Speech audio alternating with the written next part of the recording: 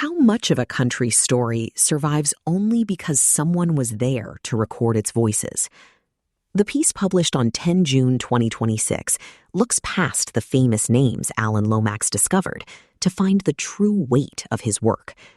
While the story of Muddy Waters hearing his own voice for the first time is well known, the focus here is on the thousands of recordings from lumberjack camps and prison farms that would have otherwise vanished. By visiting the physical sites of Lomax's fieldwork, the narrative asks what remains of those sounds today. It captures a man who gathered the grit of American life before it could fade into silence. Written in Smithsonian Magazine, narrated for Arva. Alan Lomax spent years traveling the country to record the sounds of America.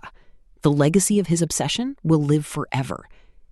By letting Muddy Waters hear himself for the first time, he unlocked a new confidence that set the sharecropper on the path to superstardom. And that's just the start of what he found in churches, prisons, and even lumberjack camps. 1. Mississippi, a prequel. On a small grass-covered plot next to a quiet country road a few miles northwest of Clarksdale, Mississippi, stands a plaque identifying Muddy Waters' house. The pioneering blues pioneer lived most of his first 30 years at a house on this site, it proclaims. The third sentence, of 4 in total, further notes, Muddy Waters was first recorded here in 1941 by Alan Lomax, who was compiling songs for the Library of Congress. That was the kind of thing Alan Lomax did. In August 1941, Lomax was traveling across northern Mississippi with some companions, busy doing the work that would make him the 20th century's most famous musical folklorist, searching out and capturing for posterity the rich, wild, undiscovered diversity of expression through music and song to be found across this country. When his inquiries brought him to this house on the primarily cotton-growing Stovall plantation, the house's 28-year-old occupant, whose real name was McKinley Morganfield, though he also went by Muddy Water, the S would come later, earned his living driving a tractor with a sideline bootlegging ditchbank whiskey. He had a solid local reputation as a fine singer and guitarist, but no prospective full-time career in music. After Waters agreed to perform some songs in his front room, as requested, Lomax played back the recording, captured on the 16-inch discs of a Presto recording machine, there and then. Waters had never heard himself sing, and he would later explain how hearing himself as he'd heard other musicians on the local jukebox changed something. Man, he reflected, you don't know how I felt that Saturday afternoon when I heard that voice, and it was my own voice. Though nearly 2 years would pass before Waters would quit his job and head north to Chicago, this was when the seed was sown. I can do it, he told himself. I can do it. For Waters, it was a pivotal moment. For Lomax, no matter the historical resonance this encounter would come to have, it was one more satisfactorily productive Saturday afternoon. By the next morning, Lomax and his co-workers would be recording a baptism service at Calvary Baptist Church in the town of Money. Later on, they'd capture songs of the evening service at the Church of God in Christ on the Moorhead Plantation near Lula. Sunday would be at least as typical of what Lomax did as Saturday. In hindsight, Lomax is sometimes spoken of as though he was some kind of supremely successful talent scout. But although he would play significant roles in many careers, including some celebrated ones, in addition to Waters, he was involved in one way or another with Woody Guthrie, Leadbelly, Jelly Roll Morton, Pete Seeger, Son House, Aunt Molly Jackson, and Mississippi Fred McDowell. His core aim and priority as he explored America, recording equipment at the ready, was something else entirely. No single magazine article could convey the full range of what he recorded. A partial online database of documentation relating to Lomax's fieldwork runs to nearly 12,000 pages. But this story, by focusing on 3 contrasting geographical areas and what he found in each place, and the ways in which what he recorded there has or has not echoed down the years, hopes to give a deeper sense of his true achievement. The first locus is in and around the Mississippi Delta, fertile musical territory, where Lomax at times did unearth and record the kind of blues pioneers he is often associated with. Tellingly, he also did plenty else there. The second is a small region of coastal Georgia, where Lomax first went song collecting at the age of 20, then returned many years later. The third is the area of the upper Midwest, leading up from industrial Michigan to isolated islands of the Great Lakes, where Lomax found an eclectic repertoire in a land of lumberjacks and sailors and many different communities from the European diaspora. On occasion, what Lomax discovered quickly made its way into public consciousness, but far from everything that he recorded became famous. Some recordings have resonated more deeply as time has passed. Others have resurfaced long afterward in unlikely ways, and much of what he collected is still little known. Maybe that is central to his achievement. Less the few choice moments that quickly rose up and caught the bright sunlight than the deep and wide reservoir of song, in its full variety of human expression, that is preserved for all time, for historians, musicologists, and anyone else curious enough to examine and discover at their leisure. That same year, he first met Muddy Waters, 1941. Lomax gave an interview to the Washington Times-Herald, which characterized him as the boy who today is America's leading authority on balladaries. Lomax was then 26 years old. Presumably invited to offer the wider rationale for what he was doing, he posited that America had the world's greatest wealth of songs because of all the cultures colliding and concatenating here, and he gave a sense of his mission. You learn what Americans have felt in their biggest moments of happiness and despair, he said. You realize for the very first time what the true history of this great country is, what America actually stands for. In the future, these records will be invaluable, and I am going to keep on collecting. 2. Beforehand. Improbably, for someone who is rightly regarded as making such a singular mark on the world, when Alan Lomax began collecting songs, he was actually going into the family business. In 1906, his father, John Lomax, a member of Texas A&M's English faculty, took a year's leave of absence from teaching to attend graduate school at Harvard, where he was encouraged to formalize a childhood passion for the cowboy songs he'd heard growing up in rural Texas. To find examples, the elder Lomax wrote to newspapers across America, asking them to print his appeal for unpublished songs handed down through the oral tradition. They deal mainly with frontier experiences. Attempts, often crude and sometimes vulgar, to epitomize and particularize the life of the pioneers who peopled the vast region west of the Mississippi River. He wished, he went on, to solicit your aid in preserving from extinction this expression of American literature. In 1910, the results appeared in a book, Cowboy Songs and Other Frontier Ballads, showing the same aim-for-the-sky determination that his son Alan would later exude.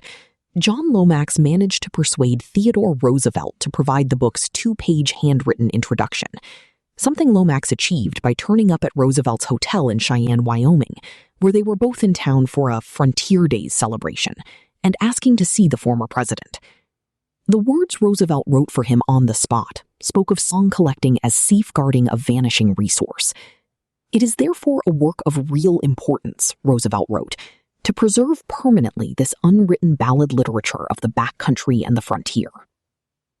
In the following decades, John Lomax would intermittently pursue this career as a folklorist, which is what led him in the early 1930s to the Library of Congress's Archive of American Folk Song, established in 1928.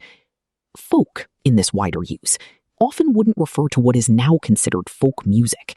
It would come to mean any distinct music or song specific to a particular part of the population, whether categorized by race, religion, heritage, field of work, or its economic, geographical, or other localized situation. John Lomax, unimpressed by what the library had so far collected, arranged to conduct field recording trips for it. That was when his son became involved. In June 1933, when the 65-year-old John Lomax set out on his first Library of Congress sortie across Texas, Louisiana, Mississippi, Tennessee, and Kentucky, he took the 18-year-old Alan with him. By now, song collecting was no longer a matter of only transcribing music and lyrics. It also involved using the earliest hefty but portable recording devices. Alan Lomax would later claim that his father got hold of the first such device he had directly from Thomas Edison's widow, though evidence for this seems elusive. Within a couple of years, Alan Lomax was off on his own separate song collecting journeys, and in 1937, at the age of 22, he was hired to work full-time for the Library of Congress. His rather quaint formal title was assistant in charge of the archive, but the main part of his job was to travel the country, seeking out songs and those who sang them, and urging them to allow him to make recordings. 3. Coastal Georgia. The younger Lomax's first song hunting trip without his father took place in the summer of 1935, though he didn't travel alone, instead enlisting the help of two much older women. One, Mary Elizabeth Barnacle, was a professor at New York University who taught folklore and medieval literature. The second, Zora Neale Hurston, was an anthropologist who had published her first novel the previous year, though the wider acclaim of its follow-up, Their Eyes Were Watching God, was still a couple of years away. Lomax had been impressed by Hurston's immersive account of Afro-Creole occult, hoodoo in America, and would describe her as probably the best-informed person today on Western Negro folklore. Hurston would later note that one of her roles when working with Lomax would be counteracting his tendencies to hasty generalization.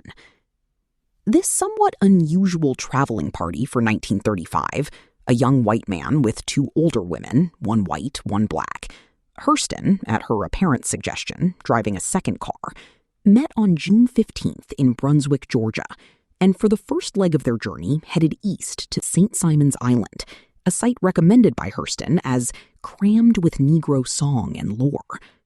There, they rented a house and sent out word that they were looking for singers. The first evening, Lomax reported, our front yard was crowded. They spent the next few days recording. Lomax's excited inventory, which gives a sense of just how much music could be found in one small, unheralded spot on the map by someone determined enough to find it, included shanties of the sort that the Negroes sing in loading the ships in Charleston, Savannah, and Brunswick, probably the earliest type of Negro work song. Ring shouts, probably the earliest form of the Negro spiritual, widely current in the days of slavery, but now all but forgotten except in a few isolated communities. An archaic version of a rhythmic guitar technique known as juking, and even the shrill, strange cries that these children used to signal to each other across the fields. They also recorded an interview with a man, Wallace Quarterman, who had been born in 1844 and who shared his memories about the transition from slavery after the Civil War. St. Simon's, as Quarterman put it, had been cut off from the world for a long time. St. Island was not technically an island, but until 1924 it had been inaccessible by road, separated, Lomax would write, by sea marsh and mangrove swamp. As such, it was home to independent communities of the formerly enslaved who lived in relative isolation. That was intrinsic to what Lomax believed he was capturing. We felt when we left St. Simon's Island that we had turned back time 40 or 50 years, he would report, and heard and recorded some genuine Afro-American folk music of the middle of the 19th century. Lomax's most prolific source was John Davis, a guitarist and singer who delivered solo guitar pieces, roughshod harmony singing with friends, and storytelling. Also, it perhaps should be noted, a song called Nasty Butt, Stinky Butt. In the weeks after this visit, Davis wrote Lomax a letter alluding to some suggested joint future plans. I will be ready to go with you whenever you say. But as far as I can tell, they didn't meet again for 24 years. In the intervening period, Lomax did plenty else. Lomax was already finding different avenues to explore and proselytize about his passions, including writing, filmmaking, and broadcasting, even before his tenure with the Library of Congress effectively ended in 1942. Later in life, he would also do a great deal of academic theorizing about music and other expressive behavior's structural and epistemological commonalities across cultures. In 1950, he moved to Europe, notionally to collect music there, which he did with great energy, though an FBI investigation into possible communist associations may have played its part in both his departure and his staying away. Lomax was never formally accused of anything. Lomax returned to the United States in 1958, and in the summer of 1959, he embarked on what would be his last grand sweep of song gathering. This time he traveled across the southern states with his then partner, the young English folk singer Shirley Collins, and Ampex stereo reel tape machine recording equipment, a distinct upgrade on anything he'd been able to use before, on what would become known as his Southern journey. After visiting 7 states, their penultimate stop was Georgia. Arriving back on St. Simon's Island, Lomax sought out Davis. Lomax's archives contain a photograph he took of Davis, smiling on his porch, and recorded him again, this time with a group called the Spiritual Singers of Coastal Georgia. Among them was a woman who had moved to the island since his previous visit, Bessie Jones, a remarkable singer whom Lomax would subsequently take under his wing. 2 years later, Jones lived for 3 months with Lomax and his new wife, Toni, at their house in New York, as they recorded Jones's stories and songs, and he helped push forward her touring career with the group he had heard on the island, now rechristened the Georgia Sea Island Singers. In January 1977, they performed at an inaugural concert for Jimmy Carter, the first president from their state. Before Jones died in 1984, she made records both with the group and on her own, and her distinctive hybrid of folk and gospel received a fair amount of acclaim. Then, some years later, her voice resurfaced in a different way, one more directly related to Lomax. In 1999, the dance music pioneer Moby released his album Play, which went on to sell 12 million copies. The album made prominent use of historical samples, 3 of which Moby took directly from a CD set lent to him by a friend, recordings from Lomax's 1959 travels. The album remains divisive. Did Moby's sampling represent a deft feat of musical fusion, casting a spotlight on neglected past glories? Or was it an act of opportunistic appropriation, blithely plucking authenticity off the shelf? Either way, the very first voice you hear on the album, Till My Honey Come Back Sometimes, from the single Honey, is that of Bessie Jones, 40 years earlier, singing into Alan Lomax's microphone one October evening on the coast of Georgia. 4. Northern Michigan. Sometimes the recordings Lomax made were destined to sit in the archive, waiting to be noticed. Often, aside from the attentions of a few musicologists and academics, they are still waiting. But in their own way, some of these less faded recordings are as important for what they show of Lomax's ongoing mission and the story he captured. Such could be said of all that Lomax found in the upper Midwest, and the story of what he did there is one that, even in summary, is quite something to tell. By 1938, Lomax and his father had between them collected for the Library of Congress rich examples of what might be considered the more obvious regional American music. They had recorded Appalachian folk, the Cajun and Creole traditions of Louisiana, Texan cowboy songs, and all kinds of gospel, blues, and work songs, and had also searched widely for disparate traces of African, Mexican, Caribbean, and French musical traditions, particularly across the southern states. Now Lomax set his sights on a summer trip to Michigan, particularly its Upper Peninsula. He explained his forthcoming journey's rationale in a letter to his seniors at the Library of Congress. The archive will be able to record what remains of the once vigorous lumberjack culture, to explore the musical potentialities of the many foreign language groups of that area, Swedish, Norwegian, Finnish, Gaelic, French Canadian, etc., and to observe what have been the results of the mixing of these cultures with the Anglo-American matrix. The people he met along the way. Alan Lomax traveled far and wide to record performers of diverse backgrounds and traditions. This is just a sampling of the scores of musicians he met. He loaded up a car with recording and filming equipment and drove north from Washington. One way of reading the correspondence that exists from the next 3 months, on a trip that kept being extended, is as a chronicle of desperation and disaster. Lomax was always on the verge of running out of money. A Western Union telegram to home base in Washington simply read, "Please send my advance or voucher or something by wire. I'm not eating." These money stresses were amplified by the demands of the people he was beseeching to record. Though he did not pay them to perform, he often had to meet other expectations. Songs in Mish absolutely require beer, he explained. Worse, Lomax was robbed at least twice. The recording equipment and his guitar were taken from his parked car in Detroit. He had to wait days for replacement equipment. Then, later in the trip, film reels containing several weeks' worth of footage were stolen. As for the car itself, a Plymouth sedan, Lomax had to pay for new brake linings. The car was literally falling to pieces, he reported. And yet Lomax's self-ascribed mission clearly possessed him. Even amid adversity, you can feel his enthusiasm for what he called the most richly varied area for folk music that I had ever visited. The music was as unfamiliar and as wide-ranging as he'd hoped. For instance, in and around Detroit, he found a particularly rich vein of Serbian musicians playing traditional instruments: the diple, a Balkan double pipe, the duduk, an Armenian double reed woodwind instrument, and the gussel, a one-stringed bowed lute, detailing with evident pleasure in his notebook that one session of Serbian shepherd's music had been recorded in the shadow of the Chrysler plant. Soon he moved north, away from the bigger cities, where, among many other sources, he found aging lumberjack singers and captured a catalog of songs sung by and to men who went into the woods in the fall and didn't emerge until the spring.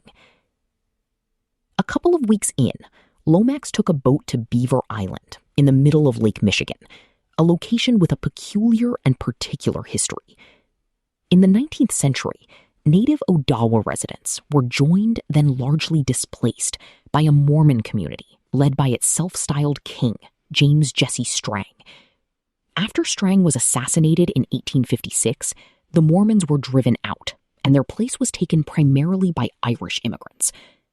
The singers Lomax met were the descendants of that influx, and he recorded as many of their songs as he could. Over 100 Come All Ye ballads: Forecastle, Lumberjack, Lake Sailor, Irish, Popular, etc., he related.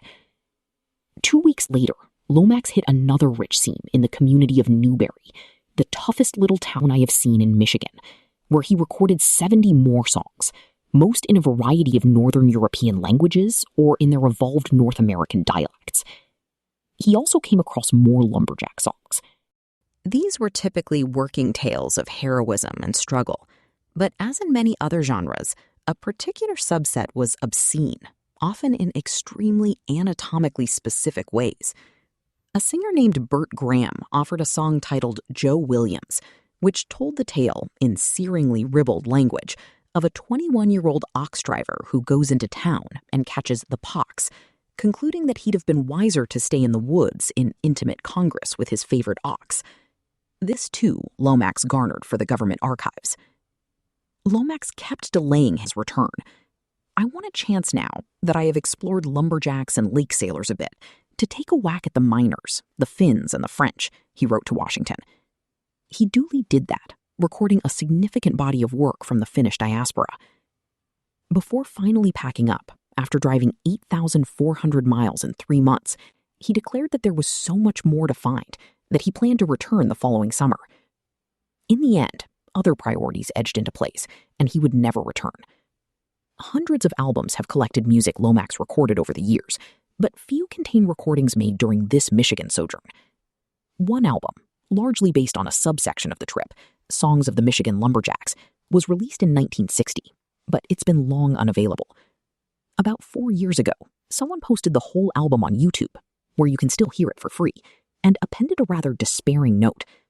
No one I've shown this record to cares about it in any way, but I think it's so sick. Since the album was posted, it has been listened to less than once a day. But it is there. The whole 3 months' worth of music, in fact, sits on the Library of Congress website, a couple of clicks away from anyone inquisitive enough to uncover these preserved moments. All the musicians he recorded are long gone. Many of the micro-worlds in which he found these songs either are gone too or are changed beyond all recognition. But these recordings will be with us for as long as people have ears to hear them. In the long run, recordings like these, what he captured when few others made the great effort, both of action and imagination that was Lomax's hallmark, may well prove to be the greatest treasure. Key takeaways: tracking Alan Lomax's essential early travels. Beginning when he was 18, Lomax crisscrossed the country to make recordings for the Library of Congress, first traveling in 1933 with his father, John Lomax, across Texas, Louisiana, Mississippi, Tennessee, Kentucky, and Virginia. By June 1935, on his own for the first time, he recruited two folklorists, Zora Neale Hurston and Mary Elizabeth Barnacle, to join him in Florida and Georgia, where he recorded blues music, work songs, ring shouts, children's field calls, ribald ballads, and oral histories from people born before the Civil War. In 1937, he made recordings in Washington, D.C., and visited Kentucky and Ohio. And the next year, between Washington recording sessions, he traveled to Ohio, Indiana, Pennsylvania, and New Jersey, before clocking 8,400 miles in 3 months while touring the upper Midwest, where he captured everything from Balkan folk music to Michigan lumberjack songs and lake sailor tales. He closed out 1938 in New York City, recording performances and interviews connected to Carnegie Hall's Spirituals to Swing concert, as well as sessions with Leadbelly. 5. Mississippi, in search of Lomax. From everything I'd read, I knew that on St. Simon's Island and in places like Beaver Island, there were likely to be few, if any, remnants of what Lomax did. Mississippi promised to be a little different, so I traveled there in search of whatever traces might still linger. That's how I found myself standing on the spot where once was Muddy Waters' front room. Apart from the plaque, there isn't much else today, just a vacant grassy lawn, some shrubs, and one gnarled tree trunk that must have heard it all. But to know exactly what happened on that day in 1941, once the recording equipment was switched on, even now we can just listen. First, Waters runs through a song called Country Blues, and then after its final words, "Yeah, I've been mistreated, baby now, baby, and I don't mind dying," you can hear the sound of Lomax's footsteps, walking across the porch toward where Waters sits inside. "I wondered if you'd tell me," Lomax asks him, in a voice that manages to be both deferential and insistent, "if you can remember when it was that you made that blues. Tell me a little of the story of it, if you don't mind, if it's not too personal. I want to know the facts and how you felt and why you felt the way you did. It's a very beautiful song." And you hear Waters explain how he had been fixing the puncture of a car tire and thinking about a girl who had treated him badly. "I just felt blue, and the song fell into my mind, and I started to sing and went on with it." Eventually, Waters readies to play a second song. "Just a minute," Lomax tells him. "I'll tell you when I'm ready." Once Lomax has set a fresh side of an acetate disc recording, Waters begins. "Well, I feel tomorrow like I feel today. Gonna pack my suitcase, make my getaway." Woman, I'm troubled. It's a blessing that we have both these recordings and some surviving field notes, because somewhat perplexingly, later in life, Lomax himself wasn't always the most reliable witness to the events of his own and others' past. In his 1993 memoir, The Land Where the Blues Began, for instance, Lomax wrote plenty about these Mississippi adventures, but a fair amount is verifiably askew. He conflated two Mississippi journeys in consecutive years, 1941 and 1942, into a single 1942 visit, and he incorrectly stated not only that this second date is when he discovered Muddy Waters, in a location he misidentified, but that he did so while in search of the legendary blues guitarist Robert Johnson, though there is clear evidence that he must have known of Johnson's death. Johnson died in 1938, some years before. And though he mentions that he was in Mississippi as part of a joint project with Fisk University in Nashville, the region's preeminent black university, more than 80 years later, deep contention remains about the ways in which Lomax may have inappropriately taken sole credit for a shared endeavor. In his memoir, for example, he states that the project was his idea, even though good evidence seems to suggest that it had been proposed by the folklorist and composer John Wesley Work III, who was with him on that first day with Muddy Waters. Fortunately, in the case of someone who became famous, like Waters, other material exists to help pin down exactly what happened and when. We know Waters' own perspective of that summer day when his music was first recorded from interviews he gave over the years that were collated in writer and filmmaker Robert Gordon's 2002 biography, Can't Be Satisfied, The Life and Times of Muddy Waters. That, for instance, when Lomax and his companions turned up, Waters' first thought, hearing that a white man was looking for him, was that the authorities had found out he was selling whiskey, and that Lomax had to gradually win Waters' confidence before he could succeed in convincing the musician that he really did just want to hear him play his music. As for the house that once stood where I found a vacant, grassy plot, well, that has its own remarkable story. For many years, it lay empty. In 1987, it was damaged in a tornado. That year, Billy Gibbons, ZZ Top's lead guitarist and singer, visited and took away a cypress roof timber, which he dropped off with a guitar maker in Memphis who crafted 2 guitars from the wood. Subsequently, during a post-tornado cleanup, the 3 damaged outer rooms, the roof and the porch, were removed and taken into storage by Stovall Farms, leaving only the original 19th century central cabin. In 1996, the cabin was leased for 5 years by the House of Blues, the restaurant and entertainment chain. It was taken apart and shipped off to be reassembled in different House of Blues venues and exhibitions, appearing that first summer in Chicago and Atlanta. The House of Blues apparently even sold Muddy Waters Cabin World Tour t-shirts. Eventually, in 2001, the central cabin structure returned closer to home, taking a permanent place in the middle of the Delta Blues Museum in Clarksdale. Clarksdale's centrality in the story of the blues was recently reinforced and fancifully reimagined in the movie Sinners.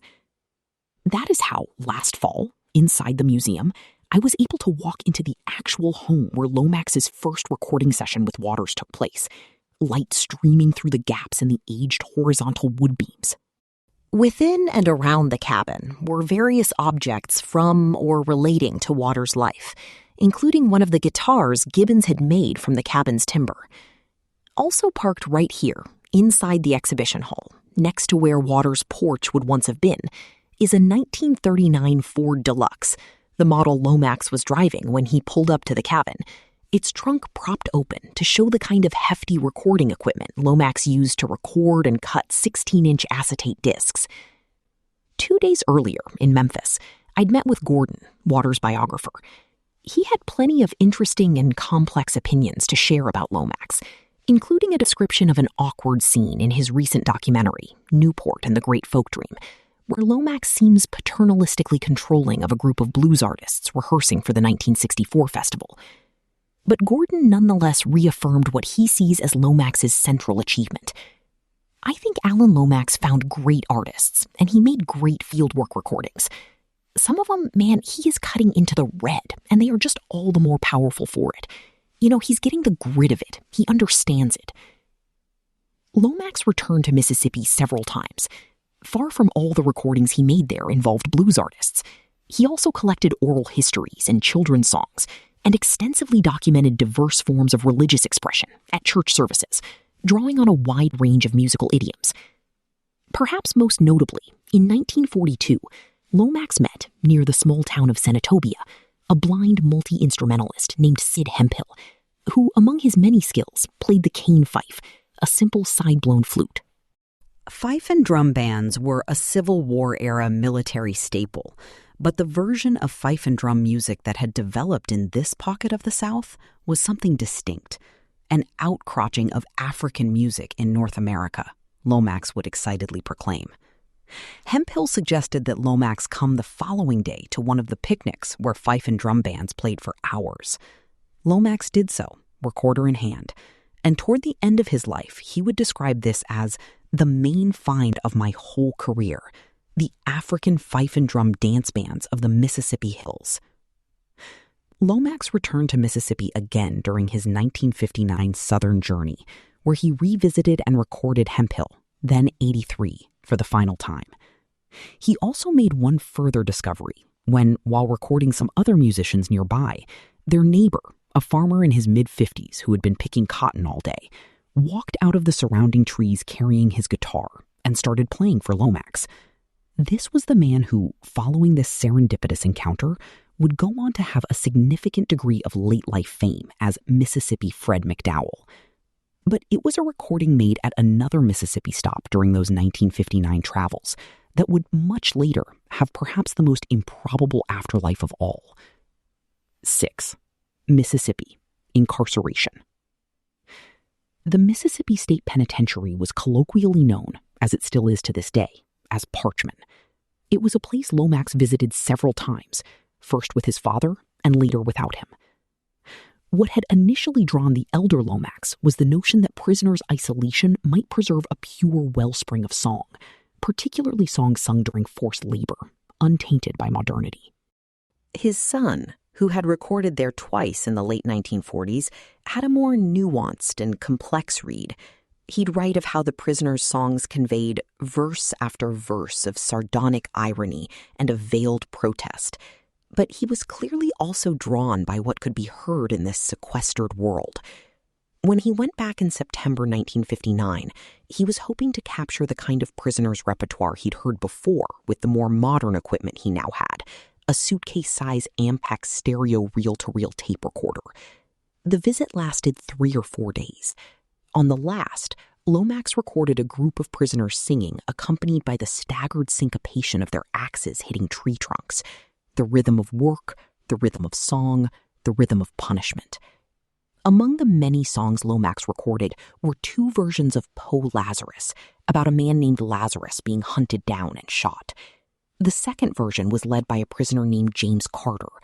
The song went on for more than 11 minutes. At the beginning, Lomax encourages the prisoners to get their axe drops in time. Later on, he interjects again, "Go ahead a minute more." After, Lomax discusses with them the song's history, then concludes, "Well, I think we got something good." The final few minutes of this version would appear a couple of years later on an LP titled Bad Man Ballads, one of a series of Southern Journey compilations. Then it was largely forgotten. But nearly 4 decades after that, the music producer T-Bone Burnett, putting together music for the Coen brothers movie Oh Brother, Where Art Thou, set the film's evocative plantation chain gang opening to this recording. The film met great success, and its soundtrack was a sensation. It won multiple Grammy Awards and sold more than 8 million copies in the United States alone. Afterward, a search began for James Carter. Perhaps against the odds, he was found. A then 76-year-old man who had been living in Chicago since his release from prison in 1967. Carter, who subsequently gave a couple of interviews in which he seemed both gratified and bemused by the attention, recalled little of being recorded by Lomax, though he did remember learning the song itself from an older convict named Red Kid. He was a knife man, and he certainly remembered how they would sing as they labored. See, back in them days, work was work, swinging that axe. But you get that song going, you can get along pretty good. Lomax's daughter brought Carter a check for $20,000, just the first advance on more royalties to come, and a platinum disc. Knowing that I was going to be in Mississippi, I imagined that I would drive down to the prison, stand outside, and take in whatever distant sense I could of where Lomax once was. I expected little more. Prisons are rarely much keener to let people in than they are to let people out. But when I wrote to the authorities anyway, they responded positively. And when I turned up at the appointed time, I was met by an inmate named Houston Jones, who was waiting inside the front gate. I soon came to realize why he may have been chosen to guide me. In the 1960s, an inmate band, known simply as the Parchman Band, garnered a degree of attention. They issued an album in 1969. And around 3 years ago, some inmates restarted the band, with Jones at its center. More than that, he is clearly trusted within the prison system, and is a personable and persuasive advocate for how Parchman has been changing. After meeting with Scott Middlebrooks, then the prison superintendent, Jones and I headed out to explore, just the two of us in an ATV. Parchman doesn't fit conventional archetypes of what a prison is. Its boundaries extend over 18,000 acres, or about 28 square miles, and around much of its perimeter, there is no solid barrier.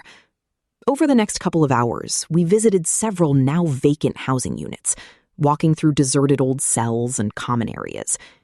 It appears that when buildings are abandoned here, they are just that, left as they had been on the last day they were used, then allowed to fall apart, roofs collapsing in, like an experiment in entropy. The most overgrown of all, what was once Camp 4, we reached by gunning the ATV off track through the undergrowth. "It's going to be a bumpy ride in there," Jones predicted, "but I think it's worth it." The vegetation took over even inside the crumbling stone structures, creepers making their way across the ground rubble. Standing there, the past oozes all around you. Even so, what I'd really hoped to find was one of the places where Lomax actually recorded in 1959.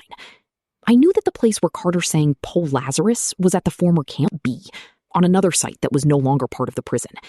But I'd hoped to find either Camp 7 or Camp 11, where Lomax spent whole days recording. But Jones, who knows this land fairly well, told me that they no longer exist, and that he had no idea where they had been. Instead, I did what I told myself Lomax would have done. Just listened, to understand what I could of what is here now. We toured an active area, Unit 28, the housing unit for the prison's garment factory, where, among other things, prisoners make the striped clothing they all wear. Jones is in green and white, the most permissive of 4 categories. And we passed field after field where inmates farm soybeans, watermelon, and turnip greens. We visited the horse barn, swept past a lake where Jones said he's seen bald eagles, coyotes, bobcats, otters, beavers, and muskrats. And we went to the inmates' church, where I met an affable man named Henry, who has been at Parchman for more than 30 years. I could but imagine what he had seen. Even if the kind of slave labor institution Lomax visited is long in the past, some horrific accounts of events and practices here are far more recent. But Jones argued that this prison has been making great changes. Parchman now, if you have to be an inmate, this is a great place to do it, he attested. There are so many things to be involved in. Another place we stopped was a metal shed where the new Parchman band rehearses, and where later that afternoon I sat and watched a long, rousing rehearsal. They're good, and talked a little with the band members. Naturally, they have a variety of stories, but many of them, like Jones, have murder convictions. Before that, though, at lunchtime, supposedly at the end of our explorations, Jones took me to the rudimentary museum in a building near the prison entrance, a precursor to something more substantial the prison is planning. One large room displayed a few historical documents, and looking at the exhibits, there's a copy of the 1969 Parchman Band album, for instance, I came across a hand-drawn map, clearly old but undated, of the prison site, apparently drawn by a prisoner. And it indicated many old camps, including Camp 7. I took a photograph for reference and asked Jones whether we could try to find it. He was willing. Today is an adventure, that is for sure, he said. So after lunch, we headed back out several miles toward the prison's western perimeter. Eventually, we came to an open area used for burning trash, but there was no sign at all of any buildings, past or present. Looking at the map, Camp 7 should have been a little north of here. It was not easy going. The vegetation was often above head height, much of it brambles, and the ground underfoot was chaotically uneven. But feeling stubborn about it, I pushed on, Jones gamely following. Just when it seemed like nothing but folly, I came across a few broken bricks. Soon we were clambering over a huge ramshackle brick pile, until suddenly the vegetation fell away and we were on the flat stone floor of a long-gone building. I stopped. Alan Lomax's day here at Parchman's Camp 7 came right toward the end of his prime recording years. He filled 2 reels of tape with 16 songs, scribbling on the front of the tape box the names of the prisoners he was recording, the titles of the songs, and in the margins occasional notes and observations, large group hoeing, and lovely singing and recording, and tender, sweet. In truth, beyond the former camp's crumbling floor, there was not much to see, just a few twisted bits of metal and an old broken payphone, relics that looked a little too modern to have been there in 1959. And in fact, later, studying old satellite photos, I saw that there was a structure here as recently as 2010. Evidently, in this part of Mississippi, it doesn't take long for the wild to reclaim its own. Even so, just finding this place felt like a small triumph. Maybe the most obvious lesson of this search for Alan Lomax's elusive imprint across Mississippi was that very elusiveness. He didn't document and record what would always be here. He documented and recorded what would soon be gone. He's not here, and the men he was with are not here, but what he recorded remains. maybe his true achievement is measured less by what he helped popularize in his day and more by the huge well of music, along with the cultures, ways of life, and forms of expression it reveals and safeguards, that he alone rescued from fading away into silence. "Quiet now, everybody," Lomax instructed at one point, on that September day in 1959 here at Camp 7, before preserving for all to hear the yearning, beautiful, unaccompanied voice of a man named Leroy Jackson, which rang out in the air somewhere close to where I stood. "Really quiet. Okay, now, go ahead."